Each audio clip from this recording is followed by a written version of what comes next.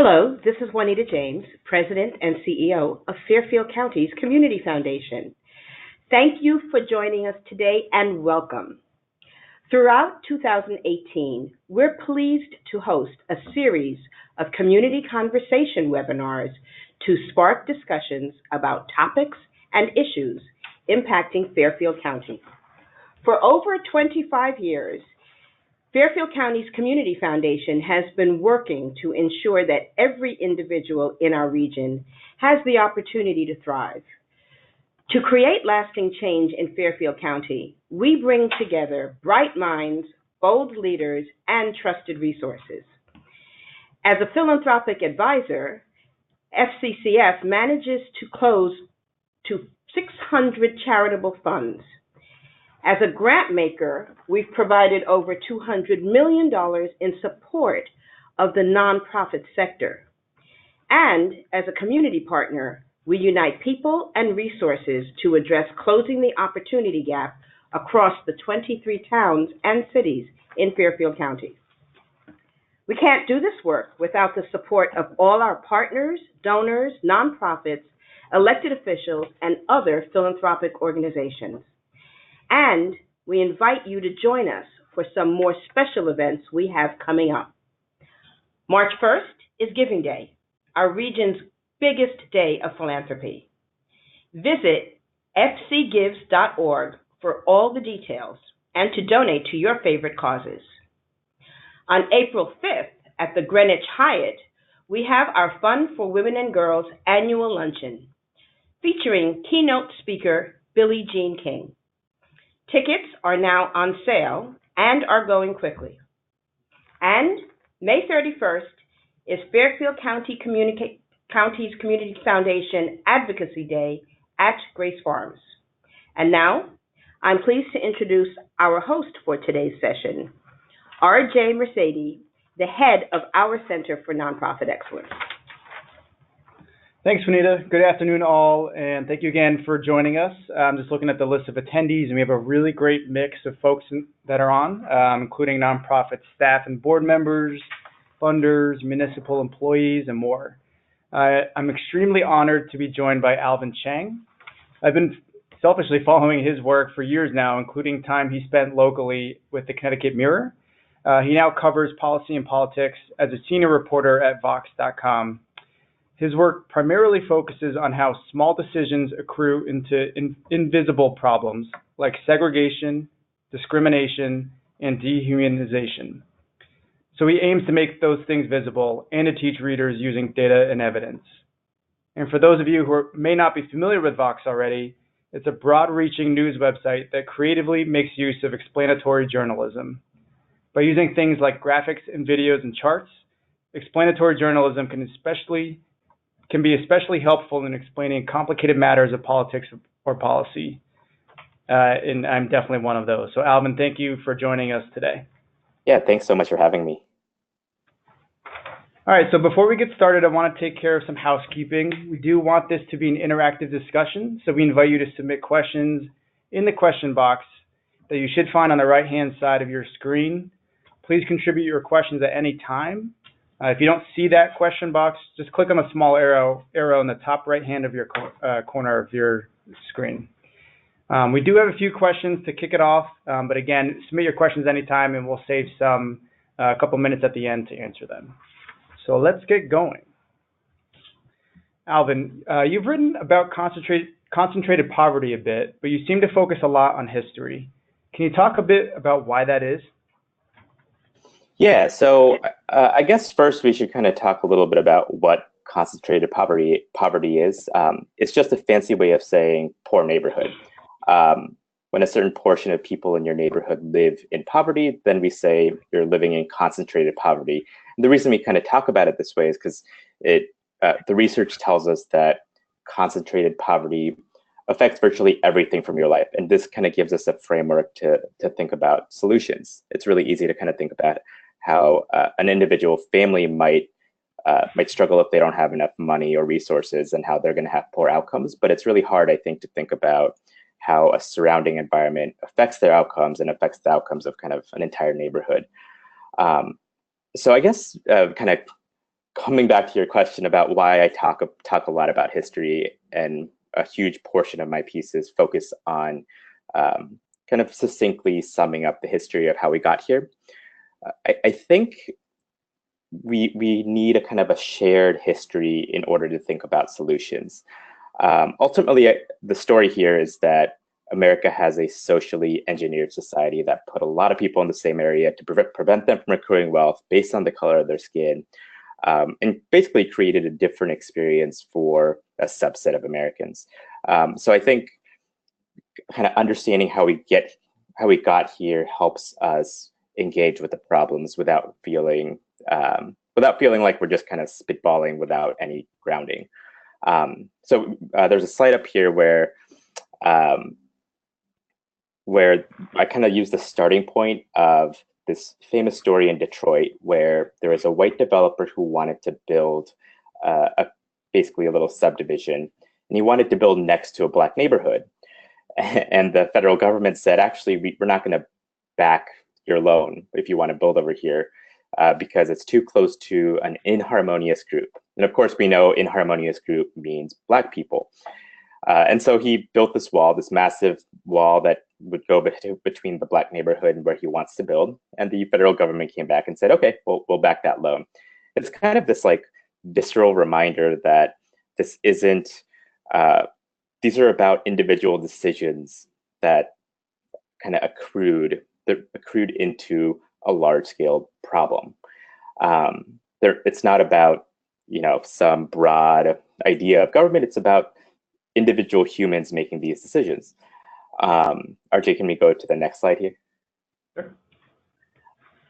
And, these decisions led to very highly segregated neighborhoods. I work a lot with maps and data, and every time I map any city, it's kind of astounding. It's kind of astounding that we see maps that look like this. What we're looking at here are the school attendance zones of these cities. And one thing we saw after Brown versus Board is we saw a clear pattern of white migration to the suburbs.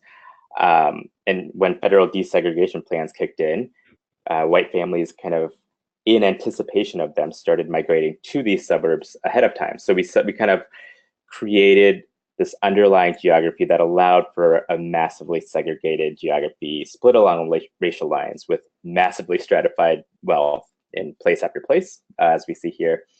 And I think, I think without parsing words, we can just straight up say that the government engineered ghettos for people of color. And I think that's a really good starting point to kind of think about solutions, because I think a lot of the research shows these ghettos with lots and lots of poverty concentrated in the same place affect everything from your health, your happiness, your hopefulness, your future earnings. We'll kind of hit on these later, but basically everything about your life. Thanks. So I think kind of naturally goes to our next question. Have things improved in the last 50 or 60 years? So RJ, let's go to the next slide here. This chart is astounding to me. So we kind of talked about how growing up in concentrated poverty is bad.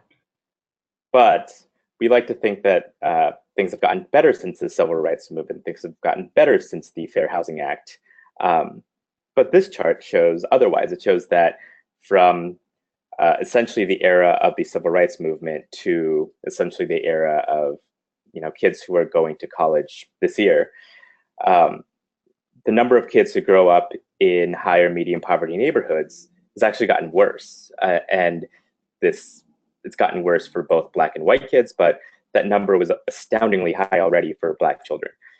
And so a part of that is about 20 years ago, we had about 2,000 neighborhoods that were what we call in extreme poverty. And now it's kind of doubled to 4,000 neighborhoods. And you can kind of see here how that's been distributed throughout the population. And kind of a tangential factoid is that this kind of hints at why the rich are living longer and the poor are dying sooner. There's lots of kind of cutting edge research that shows that life expectancy is now kind of rearing its head into this inequality discussion. And so when it comes to schools, which is kind of something that we'll inevitably want to focus on, by some measures, the inequality monster is also rearing its head there. By some measures, schools are more racially segregated now than they were 50 years ago. By virtually every measure, they're more segregated than they were 2-3 decades ago. And obviously, this depends on the region. But when I was in Connecticut, when I was digging through data on Connecticut schools, it was, it seemed to play out just as much in Connecticut schools as it did elsewhere. So things aren't getting better. That's the answer here. Things aren't getting better.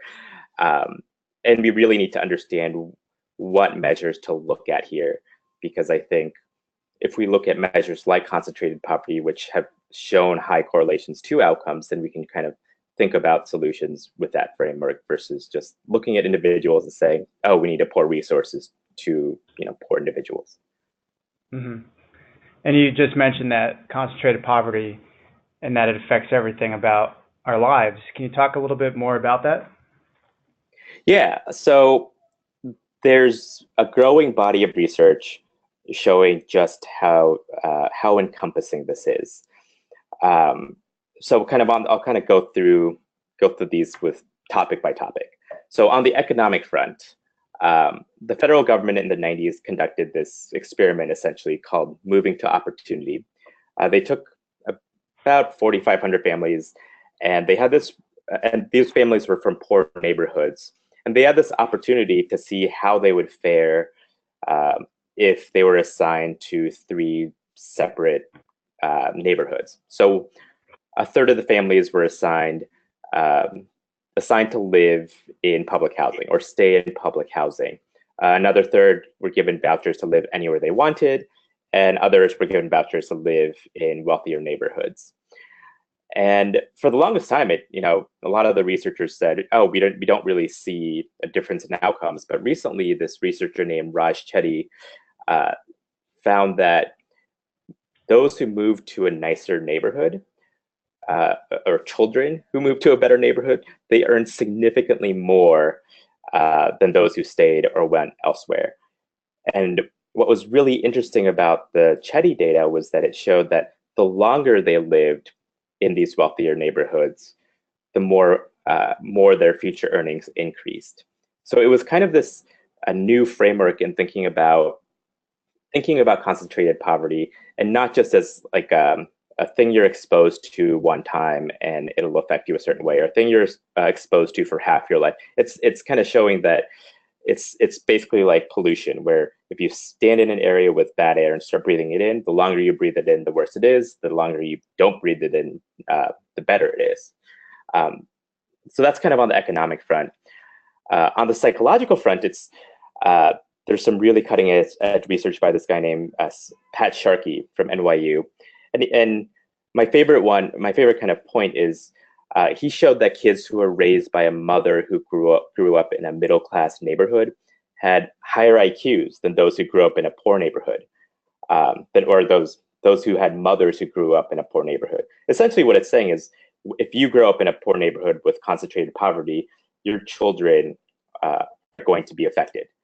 And his research stems from some really interesting work that started actually on rats and cats. Essentially, they had rats in a cage, and they put a cat in the same room as them. So it kind of increased their distress levels. And then they asked the rats to kind of start doing activities that they were normally good at. And it turns out they weren't very good at them. And obviously that's to be expected, because when you're highly distressed, you don't have kind of the mental capacity to do other things. But he kind of saw this play out in neighborhoods, which is pretty important. Kind of on the health front, this is kind of using data specific to Connecticut. Survey data from the Connecticut Data Collaborative. They surveyed a huge number of people in Connecticut. That lets us get pretty granular data. it shows that people who live in high distress neighborhoods are less happy, more depressed. They tend to be more overweight, less hopeful. I mean, the list kind of just goes on and on and on. I highly recommend folks to check out their survey data. It's very good and hints at a lot of these things, but on a local level. But I just thought these questions were so well devised because it kind of got at the heart of the everyday life of what it is like to live in concentrated poverty. And kind of looking forward a little bit, Raj Chetty also showed that children who lived in public housing versus being assigned to a wealthy school, they tended to just do better in school. And the longer they stayed in these wealthier or more integrated schools, the better they did on tests over time. And so, what it kind of comes down to, I think this analogy works well. This analogy of breathing in bad air. The longer you breathe it in, the worse it is for you. The longer you're in a better environment, the more positive the outcomes. It accrues here, and so I think this is an important way to think about solutions, essentially. Thank you for that. Definitely a lot of interesting data and information that you're sharing. I want to open it up for questions. We've got about 10 minutes left. So at any time, just add it into the question box and we'll be sure to pull it up. If we run out of time, we'll follow up individually just to get you those answers. I have a question. Just, is there any good news that we're seeing? So yes, there is. The one that really has popped in my head recently. So I mentioned this guy Pat Shirky, the NYU researcher who was doing all this research on concentrated poverty, and his most recent research shows that violence and crime in big cities have seen a massive decline. I believe the quote, or the kind of factoid he uses is the violence levels of a safe neighborhood 20 years ago is equivalent to the violence level of what we now consider a dangerous neighborhood. The numbers don't quite line up perfectly like that, but it just shows that there's been a huge and unprecedented decline. And I think one instinct is to say this is because of a ramp up in enforcement, and that can, I think that can lead to some pretty bad outcomes in policing. And he kind of acknowledges that, but he says that there's actually a bigger effect from nonprofits that have moved into these areas to ameliorate crime. I don't know the exact number, but I believe it's something like for every nonprofit, there is a 0.1 percentage point, or I think it's a 0.1% decrease in violent crime in that neighborhood. Don't quote me on that. We'll look that up on the internet soon. But it really is an astounding piece of research because I think it shows something can be done, and that the work of folks like the people on this call truly does matter. It truly has tangible effects. They just happen to be extremely hard to measure. Yeah. Thank you for that positive light a little bit. So question that just came in. Our agency has been working on the 2-generational anti-poverty program model. Funding was cut by the state of Connecticut, but we were beginning to see successes. Alvin, have you also worked on this model? Do you know of other funding opportunities for 2Gen? So I'm the wrong person to ask for for funding opportunities. Actually, if you follow up with me, I know people I can connect you with.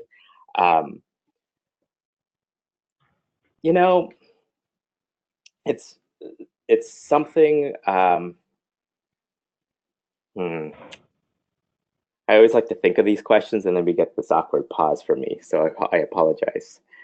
What are it? So in my report, I haven't dug deeply into this, but it seems like state governments have been hesitant to continue funding 2-generation models. This is just anecdotal, but it seems like our thinking hasn't quite caught up to the research here. because Mhm. as so much of the research shows, this two-generation model seems to be one of the more hopeful um, frameworks. But it just doesn't seem like the the the political thinking and the political rhetoric has caught up to the research. Um, Mhm. so that's the best I got. Thank you. So another question that came in, we think of education as a great equalizer, but is this an accurate statement? No, and I know anyone who's kind of worked in this world can immediately tell you no. Um, I think so. I'll kind of answer this question in a roundabout way. So one thing I'm finding makes people very uncomfortable is that is when you start challenging their own educational experiences. So when we think of education, kind of people who are on this call because we've been self-selected into being in this position, we often think of, or many of us often think of what I've been calling the Saved by the Bell fantasy. It's a very certain kind of educational experience that we were lucky enough to have, and it often self-selects us into the opportunities we have, and the social interactions we have. Um, and I lead with this because I think oftentimes when I talk to parents who make these decisions about their kids' education, they think about this fantasy they have in their head and they want their kids to have the same. But I think it's really important for us to point out that that fantasy has a cost. It's why research shows that if left unchecked, people will start to self-segregate and create segregated neighborhoods again. And often I point to white families because historically white families are the ones who have had the agency, the economic and political clout in order to make the decisions to self-segregate here. And I think this is why in some districts we have, especially districts that are going through pretty drastic demographic changes, we have parents who are starting to push for district attendance zones to be drawn in a way that creates more segregation. And I think my model is the way I've been thinking about this is through this Saved by the Bell fantasy model of people wanting to recreate their educational experiences and being very successful at it, to be frank. And in other districts, we've seen affluent communities try to secede from their district to create their own district that looks a lot more like the district that they grew up in and take their tax dollars with them. And again, we see this rearing its head again. And we see this in college yet again, where professors and administrators create environments that reiterate the experiences they had. They reward things like individualism and having your own bold ideas. And they reward things they aren't as keen to reward things like teamwork or thinking about how their actions could affect other people. And it turns out if you grow up in poor neighborhoods to poor or working class parents, some of these biases of rewarding independent behaviors are actually biased toward people who grew up in more affluent neighborhoods. So I guess I frame it like this, and it's just a way I've been talking about it, because in every aspect of the American education system, we see evidence that people who are filtered into essentially what are successful groups are making decisions as if that's a normal experience when there's a completely separate American experience out there that accrues into recreating this inequality. One of the best charts I've seen is looking at your parents' educational attainment level and seeing how much that just recreates straight across down the generations. And it just shows that the American education system has done a pretty poor job at providing opportunities for mobility. And I think it goes all the way back to this insistence that that successful individuals want to recreate their educational experience, and they'll not really think about those costs. Great. Another question that just came in, which I think ties in with what you were talking about. First, you got a shout out on some brilliant data analysis. And the question is, any specific research on the positive impact of youth development, mentoring that's geared toward getting youth experiences outside of their home zip code, for example, concentrated poverty zip codes? So what they offer is attending a mentoring group in a different neighborhood. There is, so I'm not super familiar with the research, but there is research showing that some of these mentorship programs are successful, but I don't think it's as convincing as we want it to be. But I'll have to follow up on that. I'll have to go back and kind of dig into that research and know what it's at. So whoever sent in that question, I have some papers to send you. Okay, great. So I think it's just about time to start wrapping up. First one, I thank you, Alvin, for your kind of brilliant knowledge and sharing and doing it in a way with these infographics and just distilling that information down to make it much more attainable. I also want to thank everybody for attending, for posing your questions. It was a really fascinating conversation, so I'm glad that we all kind of came together to talk about it. And the good news is that it doesn't end today. Definitely want to make sure that you follow Alvin's really, really great work. His social handles are up there on our site. Also encourage you to dive through our Fairfield County Community Wellbeing Index found on our website. This was produced in partnership with Data Haven. We're getting ready to roll out the next edition in 2019. Also say the date. Our next Community Conversations webinar will be on April 24th. We'll chat with James Horan, CEO of the Connecticut Association for Human Services. He'll give us a much more local perspective. He's actually on the call and said that he'll be talking about 2Gen. So hopefully you'll join us for that. And then lastly, please do join us to boost your advocacy skills on May 31st at Fairfield County's Advocacy Day, which is held in partnership with Grace Farms Foundation.